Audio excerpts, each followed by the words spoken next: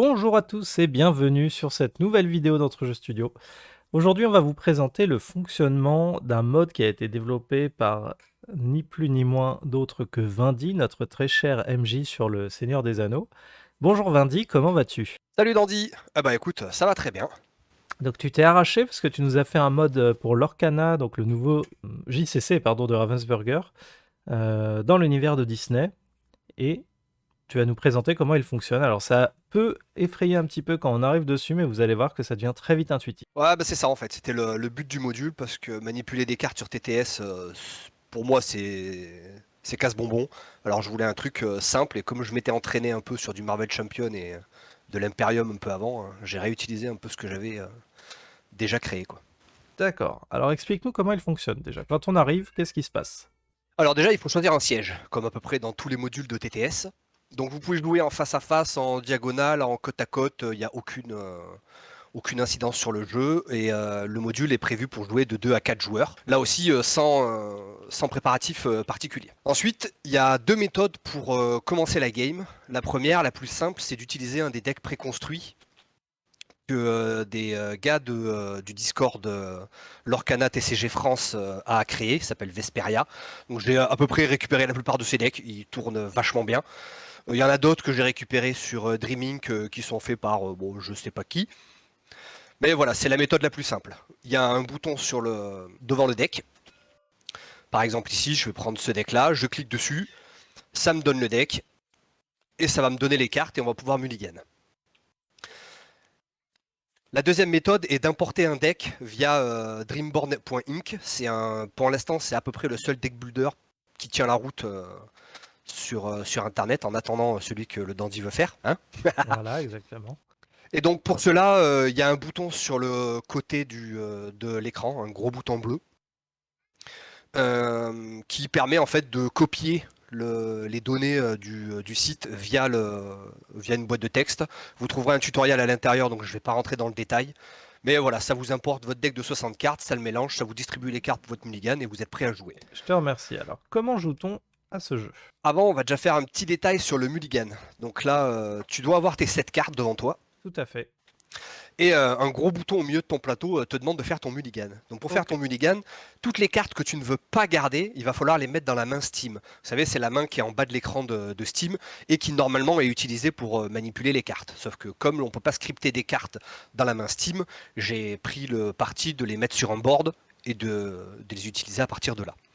Voilà. Donc vous Sachant que dégagez toutes les cartes que vous voulez pas, et puis vous cliquez sur le gros bouton au milieu de l'écran. Donc là, vous Ça va donc voyez repiocher que vos cartes. les cartes de Vindy ne me sont pas visibles, hein, et elles sont pas dans sa main, elles sont dans une zone qui lui est propre là-haut.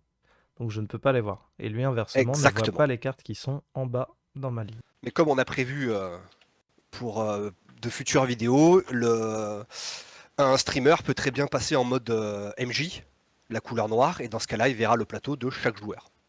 Donc Si, maintenant qu'on a si vu genre on les voulait faire cartes des dans parties sa commentées. main, on appuie sur le gros bouton mulligan, c'est ça? Exactement.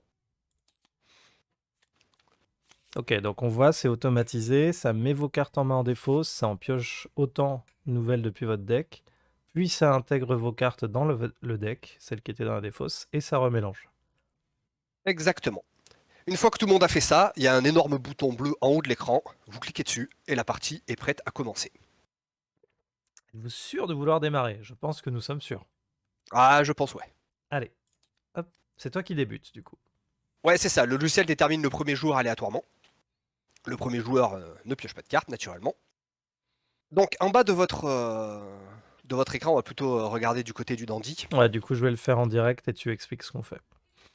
En dessous de chaque carte, vous avez trois boutons en fait pour manipuler les cartes. Vous n'avez pas besoin de manipuler les cartes avec la souris. Tout se fait automatiquement. Le bouton jouer, bah, ça sera pour jouer la carte, ça dépensera l'encre automatiquement, ça placera la carte sur votre plateau ou dans la défausse si c'est une action, ça résolvera l'effet de la carte s'il y en a un d'entrée de jeu, vous aurez peut-être des fenêtres pop-up qui apparaîtront qui vous demanderont de manipuler des choses pour résoudre les effets de la carte, etc. Le bouton ancrer vous permet de mettre la carte dans votre zone d'encre.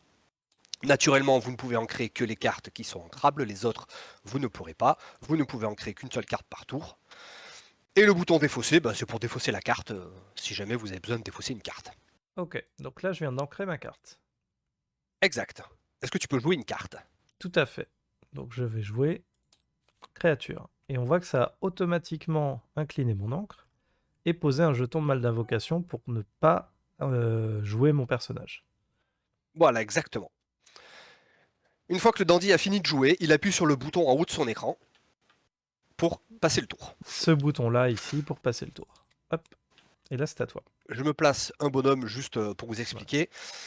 Donc la carte a deux positions, hein, redressée ou épuisée, et quand elle est redressée, sur le côté, ici, vous avez accès aux différentes actions que peut faire la carte. Donc lancer un défi pour lancer un défi, partir à l'aventure, et si la carte a une action, comme par exemple la fée clochette ou la lanterne, vous appuyez sur ce bouton pour résoudre l'effet d'action de la carte. D'accord. Quand la carte est inclinée, les boutons ne sont plus visibles pour vous rappeler que vous ne pouvez pas le faire. Et le jeton invocation est là pour le jeton mal d'invocation, pardon, est là justement pour vous rappeler que le tour où vous faites pop votre carte, ces boutons ne sont pas visibles, donc vous ne pouvez pas faire d'action. Donc admettons que je parte à l'aventure avec mon Scar, je clique sur le bouton partir à l'aventure, ça incline ma carte, ça augmente mon compteur de l'or sur le côté de l'écran en haut à gauche. Ouais. Et tout ce que l'on fait est également indiqué dans le chat. Quand on ancre une carte, ça vous dit quelle carte le joueur a ancrée. Comme ça, l'autre joueur sait quelle carte il a ancrée. Quand vous jouez une carte, ça vous dit qu'est-ce que vous avez fait. Quand vous partez à l'aventure, ça vous dit combien d'éclats de l'or vous avez gagné, etc., etc. Ok. Vous avez également un bouton pour vert pour redresser la carte si jamais vous avez besoin de la redresser pour X ou Y raison, mais normalement, vu que tout est automatisé, vous en aurez sans doute pas besoin. Ensuite, il y a le bouton lancer un défi. Donc lancer un défi, c'est un bouton qui marche en deux parties. Alors je me suis incliné Voilà. pour que tu puisses m'attaquer. Voilà, c'est ça. Donc créature est inclinée, donc quand il est incliné, il y a le bouton cible du défi qui est visible. Et donc pour lancer un défi, je vais peut-être plutôt te laisser le faire, Dandy, ok. parce que sinon ils verront pas ma fenêtre pop-up. Donc là, je vais lancer un défi à créature et ça me dit défi. Cliquez sur le bouton cible du défi du personnage que vous voulez défier. Donc là, en l'occurrence, on va attaquer Scar en cliquant sur ce bouton. Et hop, tout a été résolu automatiquement. Donc Scar a pris 2 points de dégâts qui sont indiqués dessous. On peut les ajuster à la main, mais ça c'est automatiquement inscrit. Ma créature a disparu puisqu'elle n'avait que 2 points de vie, donc elle s'est fait battre. Elle est partie immédiatement dans ma défausse, qui est en bas. Voilà, et donc le bouton cible du défi n'est visible que si la carte est épuisée, vu qu'on ne peut pas défier une carte qui est redressée. Absolument, je remontre encore une fois l'exemple en gros plan. On ne peut pas cibler Yzma puisqu'elle n'est pas inclinée, et dès lors qu'elle est inclinée, hop, on peut la cibler. Il y a un dernier bouton, le bouton orange choisir. La plupart des cartes qui ont un effet, par exemple, si vous utilisez la fourchette, le Zigorflex en français, pour soigner une créature, vous aurez une fenêtre pop-up qui va vous demander de choisir la cible de votre effet. C'est ce bouton-là qu'il faudra utiliser, le bouton choisir. Quand vous utilisez un feu du dragon pour bannir une créature, pareil, ça va vous demander de choisir la cible. Vous utilisez le bouton choisir, ça va résoudre les effets, défausser la carte s'il faut la défausser, la soigner s'il faut la soigner, la remonter dans la main, la transformer en encre, tout ça quoi. Donc là, je viens de faire un exemple avec un tir de canon que j'avais dans ma main. Donc je le joue, ça me dit infliger 2 dégâts à un personnage, ça résume la carte et ça me dit cliquez sur le bouton choisir de votre cible. Donc en l'occurrence, je choisis ce Scar là en cliquant sur ce bouton. Et comme il avait 2 points de dégâts et 3 points de vie, je lui en inflige 2, il meurt automatiquement. Et il est basculé dans la défausse de Vindy.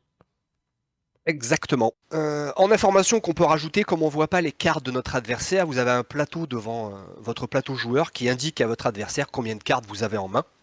Parce que ça peut être très utile d'avoir cette information. Et à savoir que au jour d'aujourd'hui, toutes les cartes qui ont été révélées sont présentes dans le module. Là, on va dire 95% ont été traduites en français par un gars du Discord LCG France qui s'appelle Dids.